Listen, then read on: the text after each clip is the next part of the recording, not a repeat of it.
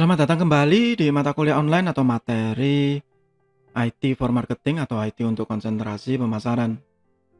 Kita masih ada di bab mengenai Adverb Games bagian ketiga.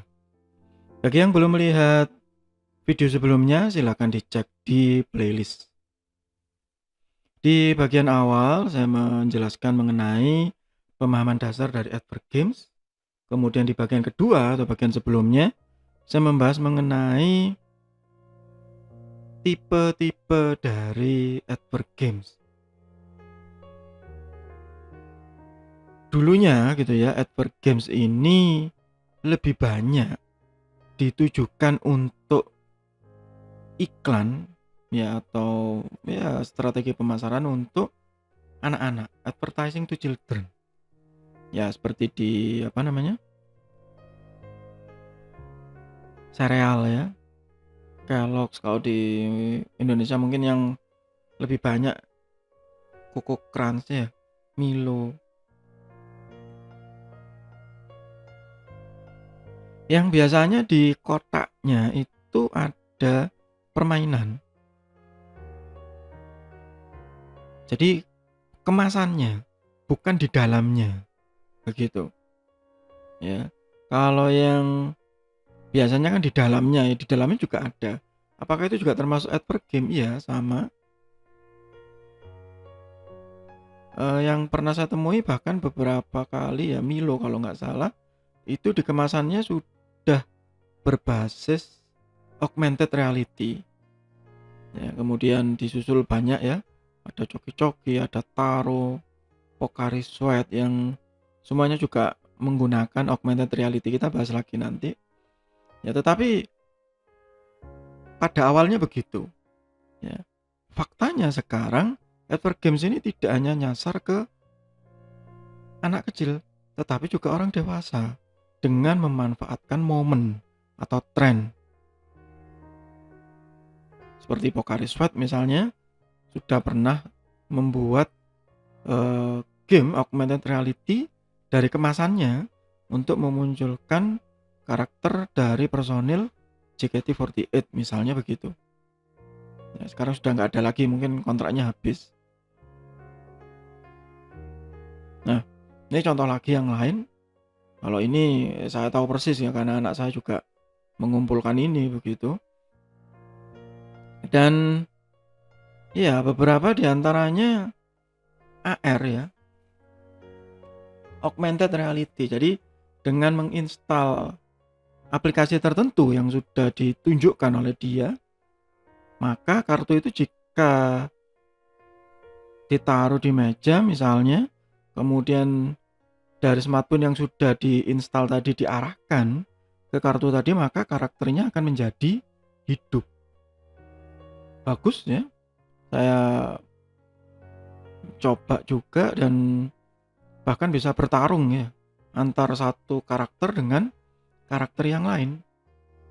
Ini satu advert game yang sangat baik menurut saya. Kalau saya lihat dari sisi teknologi juga sangat kreatif, pengerjaannya serius, karakternya bagus ya, digarap dengan sungguh-sungguh karena juga bekerja sama dengan vendor yang berbeda. Tetapi dari sini kita bisa melihat ya bahwa seperti coki-coki ini advert game-nya digarap dengan sangat serius ya. Dia tidak hanya yang Mobile Legends ini, kalau nggak salah dulu ada yang Boboiboy ya kalau nggak salah. Sama ya, dan serius. Bahannya bagus, tampilannya bagus, teknologinya yang diintegrasikan, ditanamkan di dalamnya bagus. Ya, dan itu saya yakin mendongkrak penjualan. Bagi pihak produsen gamenya, itu juga menjadi satu gimmick yang sangat baik gitu ya. Jadi simbiosis mutualisme. Sehingga kalau ada di sini maka advert gamesnya, kalau bagi saya ya, itu ada dua sisi, dari sisi coki-cokinya dan dari sisi Mobile Legends-nya. Meskipun sebenarnya augmented reality-nya ini bukan dari game Mobile Legends-nya, jadi dia punya aplikasi yang berbeda, hanya menampilkan karakter-karakternya, bukan masuk ke gamenya, tapi itu menuntun anak-anak untuk menuju ke game yang sesungguhnya.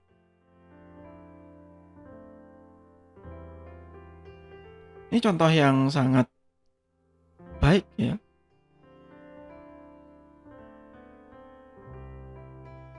Nah, tapi demikian begitu ya, masih ada beberapa advert game yang dalam tanda kutip tidak bagus ya. Bad example. Yang pertama biasanya it didn't take me long to find. Jadi terlalu mudah untuk ditebak ya. Sehingga akhirnya apa yang terjadi? Yang terjadi cepat bosan. Tidak ada variasi, tidak ada apa ya, unsur surprise-nya ya kalau di game itu. Kalau yang digital marketing mungkin saya bisa membahas tentang pernik-pernik game gitu ya, syarat-syaratnya segala macam, tapi kalau di sini saya lebih fokus ke advertising-nya. Kemudian sudah seperti itu dan masih diulang-ulang. Terlalu mudah, terlalu apa ya, membosankan. Misalnya pun ada hadiah di dalam kotak misalnya atau di dalam kemasan, hadiahnya itu-itu saja, tidak ada apa ya, tidak ada tantangan.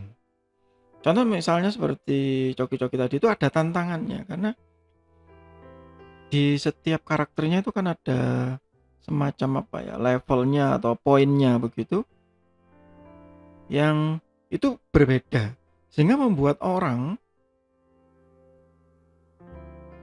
anak kecil kalau yang di sini ya itu berusaha mengumpulkan sampai ke poin yang tertinggi dan bisa dikombinasikan gitu. Sama halnya seperti taro itu sama. Jadi eh, apa ya, kuat begitu ya, tidak membosankan. Dan ada rasa curiosity, ada rasa penasaran untuk membeli lagi. Nah itu bagus ya. Kemudian banyak yang berasumsi bahwa ya itu advert game itu pokoknya dikasih ada hadiahnya itu cukup ya. Pokoknya ada game, bentuknya enggak tahu apa gitu ya.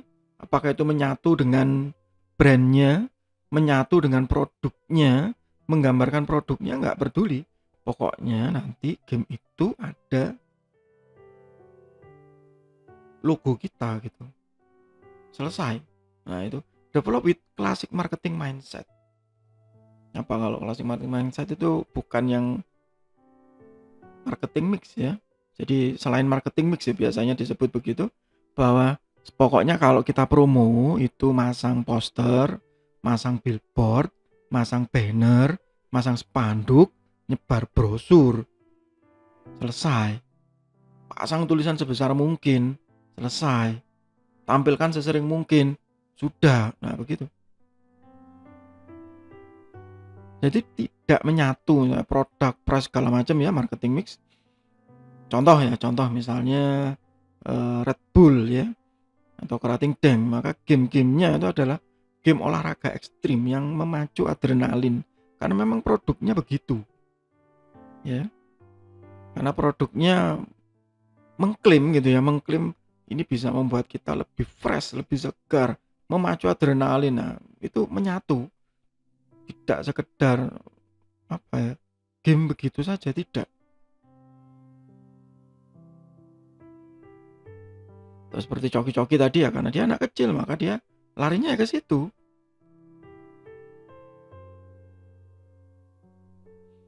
Pocari Sweat misalnya yang saya sebut sebelumnya, kenapa dia ngambil JKT48 ya?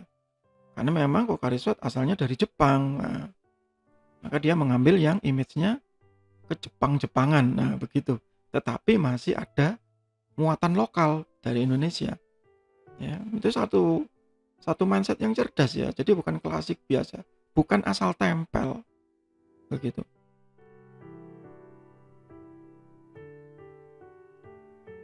In most advert games you cannot guess the purpose. Jadi maksudnya you can guess the purpose itu membuat orang penasaran. Tidak mudah dimainkan, tapi juga tidak terlalu sulit. Jadi misalnya, wah ternyata levelnya cuma sampai level 5. Lah saya sudah game ya Pak, sudah habis. Saya sudah menyelesaikan sampai level 5. Nah, terus saya ngapain lagi? Sudah selesai ya sudah, habis. Nggak ada apa-apa. Nggak ada lagi challenge, nggak ada lagi tantangan, ya selesai.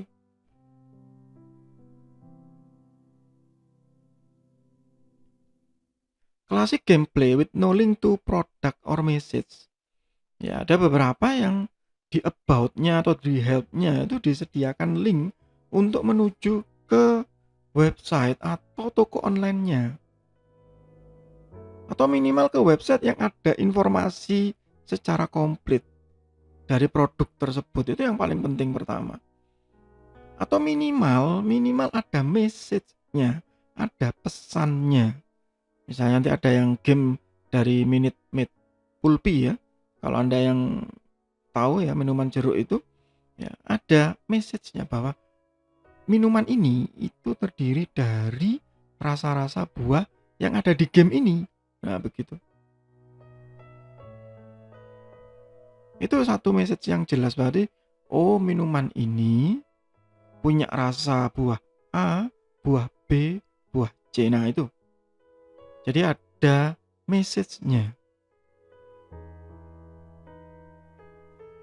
Dan seringkali advert game tidak seperti yang di game sepak bola misalnya, pokoknya asal tempel di billboardnya, pokoknya masuk ke kostum selesai. Enggak Pak, kami mempromosikan timnya, silakan. Maka di situ nanti mungkin ada link untuk merchandise-nya, ya, link ke website klubnya, menjadi fansnya, misal begitu. Tapi itu jarang loh. Tidak semua advert games memiliki hal tersebut.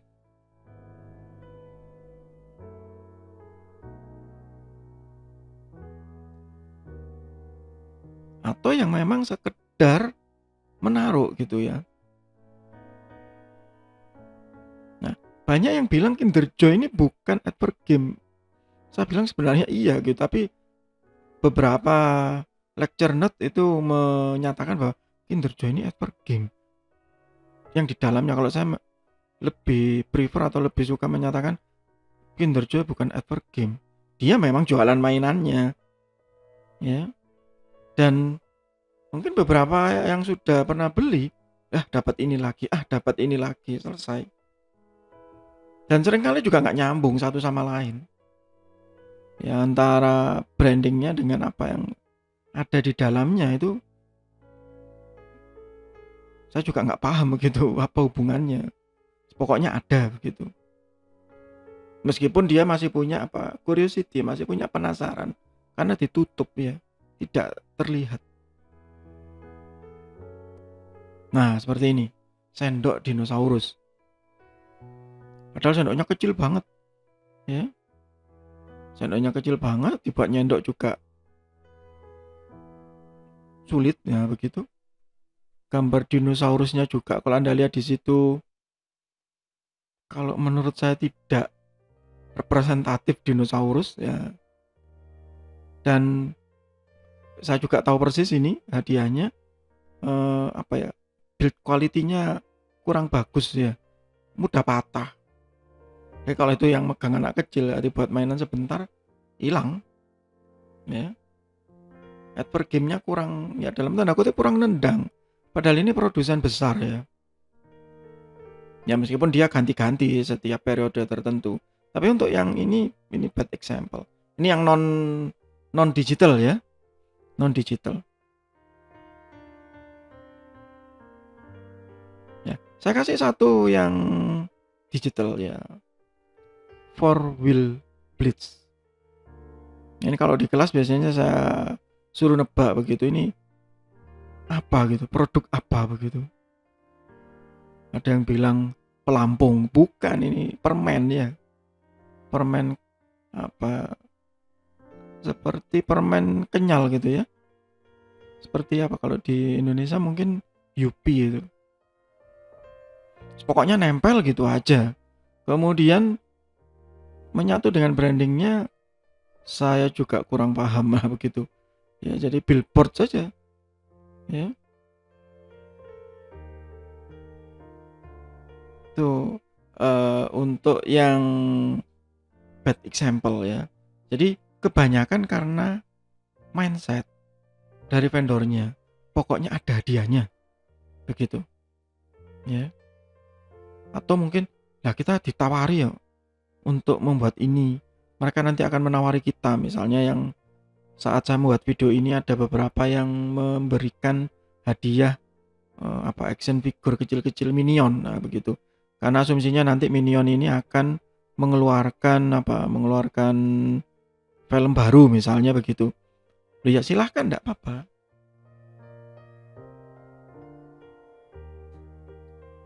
Simbiosis mutualisme ini tidak dilarang, tidak.